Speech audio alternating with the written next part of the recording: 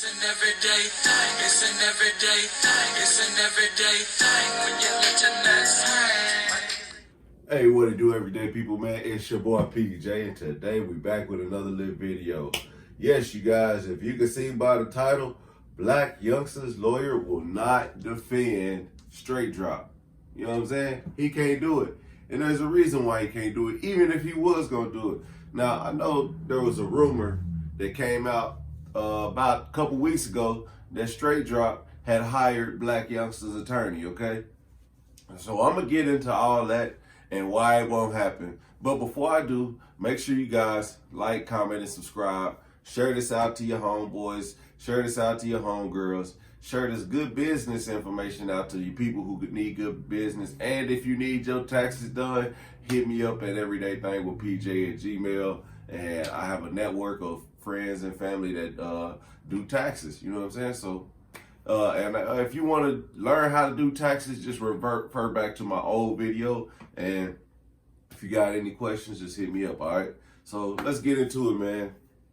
So Straightdrop, there was a rumor going around that Straightdrop's attorney had dropped Straightdrop because of conflict of interest due to it being Blac Youngstas' attorney. But that attorney had came out and said, no, that this is not the case. We had never represented Straightdrop, Justin Johnson, aka Straightdrop. So there's that one thing, right? The reason why he wouldn't be able to represent him would be a conflict of interest. You know why? Because there is a chance that they possibly both could be in there on the same charge. I'm just saying. We ain't saying that he did it. We just saying we got some questions. And before we accuse anyone of doing anything, we gonna let things play out. And I don't want to be spreading misinformation about Blac Youngstas and Straightdrop. And because we see what happened to Tasha K. That bitch got the book thrown at her, all right? So even in joking, I don't want to say that Blac Youngstas had anything to do with this or had anything to do with Straightdrop's attorney leaving him. So I don't want to have anything to do with that. Now, Straightdrop is still currently looking for an attorney. And his co-defendant, Cornelius Smith, is currently looking for an attorney. And I'm going to tell you what, the attorneys, they're going to pit them against each other. That's what they're going to do, because that's what attorneys do. That's why if Blac Youngstas' attorney was to represent Straightdrop, that would be a conflict of interest, because he won't have anybody to put a fight up against. Because what the attorney is going to do is look out for the best interests of his client. He don't give a damn about Young Dolph. He don't give a damn about Yo Gotti. He don't give a damn about nobody. He don't give a damn about his co-defendant. All he is defending his client, Justin Johnson, aka Straightdrop. All right. So that brings me to a story that happened in my life when my attorney was trying to pit me against my brother. You know what I'm saying? In a drug case that I caught. Like, it was my drug case. And basically we was in my car and I got caught. We was in my car. I'm gonna quit the bullshit. We was in my car. I was at work, all right? And while I was at work, you know, we were just chilling. A cop rolled up on us and said he smelled weed. And nobody was smoking weed, so it's kind of funny, like, how he smelled it and thought we was doing it. So, you know, I told him, hey, man, I'm at work, so, you know, I ain't about to be sitting out here smoking weed.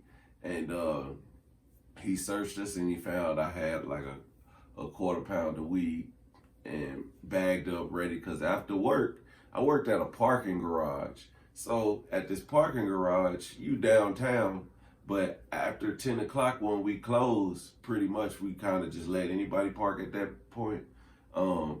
After 10 o'clock, I go to the club my damn self, you know what I'm saying? I go to the club. I was too young to get in the club, so I just sit out in the parking lot. And when I'm out in the parking lot, and somebody brought this up, a new subscriber brought up Mr. Land's Club in Oklahoma City that's on 36th and Kelly. So this club, it wasn't called Mr. Land's at the time. It was called Lexus. So after Mr. Land's, it was called Lexus. And everybody goes up to Lexus and kicks it in the parking lot. Like, that's what it is. Especially people like myself who was too young to get in, but we, so, and I go out there and I sell like dime sacks in the parking lot or sell blunts, you know what I'm saying? Because everybody was smoking, you know what I'm saying? So it was an easy come up. So in the midst of all that, I'm waiting to go to work, or I'm at work, and we waiting to go up there, and the cop comes up on his bike, searches, finds the weed, takes me and my brother to jail. My brother had no recollection of the weed. He didn't know it was there. He was just along for the ride. Because like I said, I worked at this parking garage for 4 hours, and my brother, we kick it, and he was like, should I come to work with you? Then after work, man, well, we didn't make it. We went to jail.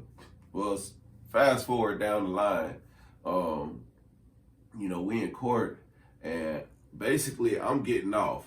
They're like, man, we're going to give you just a year of probation. And of course, you can see this is off court record. They're like, we're going to give you a year of probation. We just need you to testify that it's your brother's weed. I'm like, what? What the fuck? I said, I'm not doing that. I'm not doing that. So, my lawyer, and shout out to Malcolm Savage, this motherfucker, he a judge now, but this fool said, man, listen, they don't want you. They want your brother. So I suggest you just let him go down and deal what he got to do. I was like, nigga, what? Bro, get out of my face, man. I said, we is not finna do that. We is not finna do that. This is not my brother's weed. This is not my, I'm not finna give him my case. You know what I'm saying? He's sitting over here fighting this case because he in the military and shit. And I'm like, I'm sitting over here, I ain't got nothing. I'm like, I'm fresh 18. I might have been 18 for a couple months maybe. And this dude was like telling me all this stuff. I was like, nah, man, I'm not finna wrap him up in this. This is not his drugs. The drugs wasn't in his, they was wrapped up in my clothes. They was behind my seat. They was in my car. I was at my job. He was not in my car. We was sitting out on lawn chairs. So he had no recollection of the weed. But still, they wanted to get him. And we fought that case. Well, he fought that case for years because he was in the military. He had to fight the case. I took mine. I took it. They ended up giving me 3 months in the county, and then they just reduced it to time served and let me go. You know what I'm saying? But they still wanted to get my brother. So I basically just took my charge and was gone by my business. Then they wanted me to, like a year down the road, I had to testify for my brother that it wasn't his weed. I had to testify in front of a judge in the chambers that it wasn't my brother's weed. So, against my lawyer's recommendations, against the DA's recommendations, because the DA, they had already gave me my time. I'm like, well, y'all gave me my time. What y'all gonna do? Arrest me again for telling the damn truth? And they tried to. They was mad because, they wanted to get him too. And if he has no knowledge of it, they have to prove that he had knowledge of it. And if the only other person is saying that they have knowledge of it is me, and then no, he ain't got knowledge of it. That's just simple fact and plain and simple matter right there. But my lawyer, he was going against me and he was trying to split me and my brother up. So if you think these lawyers ain't gonna try to split these people up that are not brothers, he trying to get, one lawyer's like, look, you getting a death penalty. You know what I'm saying? If you get the death penalty, you out of here.